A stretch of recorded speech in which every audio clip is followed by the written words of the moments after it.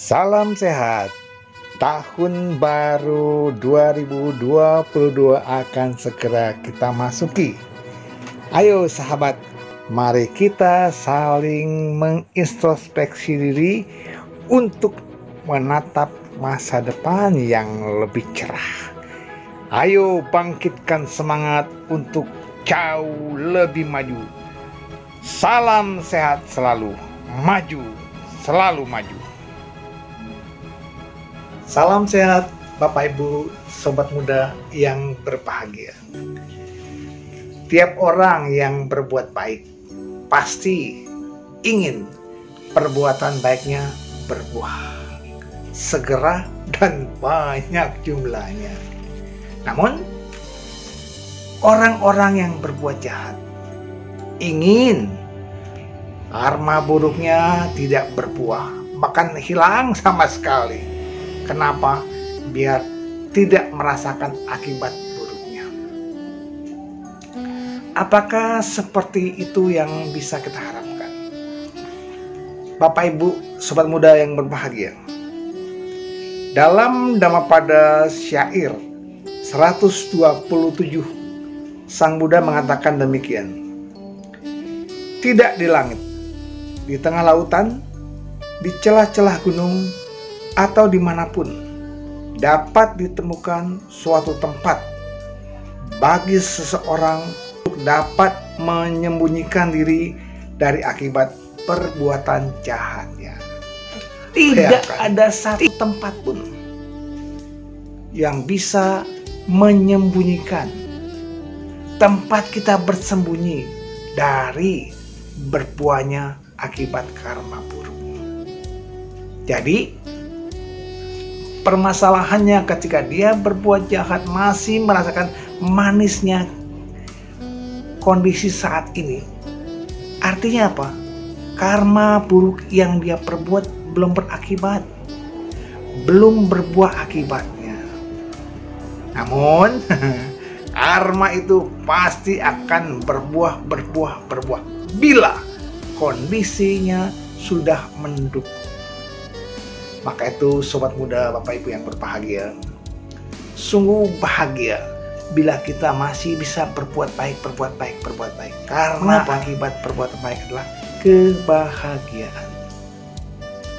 Ya, jadi jangan bersedih ketika kita senang berbuat baik, sering berbuat baik, selalu berbuat baik, kok masih menderita. Romo, saya sering berdana Romo, kok nggak kaya-kaya hidup saya. Romo, saya sering membantu orang lain, kok masih mendapat celaan-celaan. Romo, saya sudah banyak belajar, kok nggak pandai-pandai. Sobat muda, akibat perbuatan baik yang kita perbuat, pahala dari perbuatan baik yang kita perbuat, memang saat itu belum berbuah. Namun ada waktunya perbuatan itu akan menjadi matang. Apakah kita bisa pandai mendadak?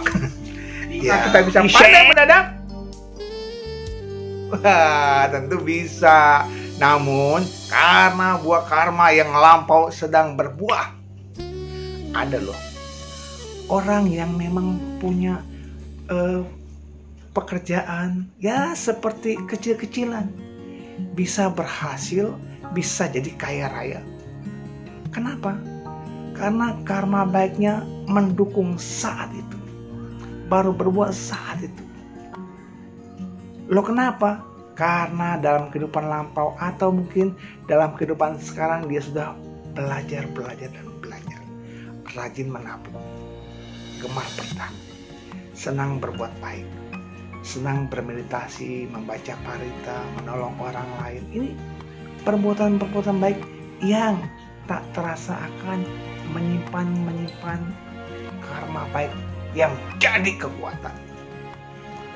Oleh karenanya, ketika kita masa-masa SD, SMP, SMA belajar dengan giatnya, itu akan terisi dengan kepandaian yang akhirnya menjadi kita sebuah keahlian. Bapak Ibu sobat muda, pelatihan otak kiri dan otak kanan bukan hanya spontan pada saat ini, tetapi sudah dimulai sejak dini. Maka itu bila ada anak-anak kita senang belajar sesuatu yang mungkin berbeda dengan kita, biarkanlah. Kenapa? Dalam tahap pembelajaran, mungkin dia sedang melatih otak kirinya, otak kanannya, supaya berkembang. Tiap orang punya bakat yang berbeda. Tiap orang punya keahlian yang berbeda. Tiap orang punya karma yang berbeda. Namun, kita pupuk sejak dini dalam hal kebaikan-kebaikan yang akhirnya membuahkan kebahagiaan. Jangan khawatir. Kemudian, dalam Dhammapada syair 128 dikatakan demikian. Tidak di langit, di tengah lautan, di celah-celah gunung, atau dimanapun dapat ditemukan suatu tempat bagi seseorang untuk menyembunyikan diri dari kematian. Bapak, Ibu, Sobat Muda yang berbahagia, Sang Buddha dengan jelas mengatakan, kehidupan tidak pasti, kematian pasti.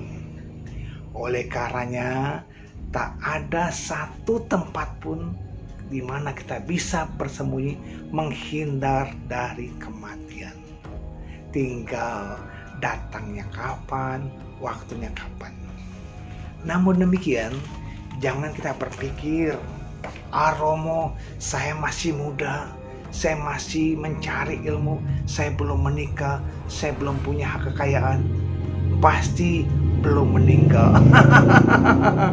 Apakah seperti itu? Ya, Bapak Ibu rekan muda, kematian tidak pernah menseleksi seorang karena dia pandai, karena dia sehat, karena dia kaya, karena dia masih sibuk. Tidak. Kematian bisa datang kapan saja, setiap saat. Misalkan saya pun ketika sedang memberikan konten di YouTube ini bisa saja belum selesai meninggal dunia. Oleh karena itu, pada saat-saat kita masih bisa berbuat baik, kembangkan kebaikan. So pasti akibatnya, buahnya akan kebahagiaan, akan membahagiakan. Jangan takut. Pak, tapi kalau saya banyak berbuat baik, orang lain banyak yang mencela, Pak. Oh, sok suci kok berbuat baik. Jangan pedulikan. Karena apa? Karena tiap orang punya karma masing-masing. Tak peduli orang lain. Kenapa? Pada saat kita berbuah, memetik hasil baik, kita nggak tahu kapan itu berbuah. Pada saat kita memetik karma buruk, juga nggak tahu. Namun kita kondisikan yang baik. Agar apa? Kalaupun karma buruk itu akan berbuah, dia akan mengakibatkan buah yang ringan. Loh kenapa?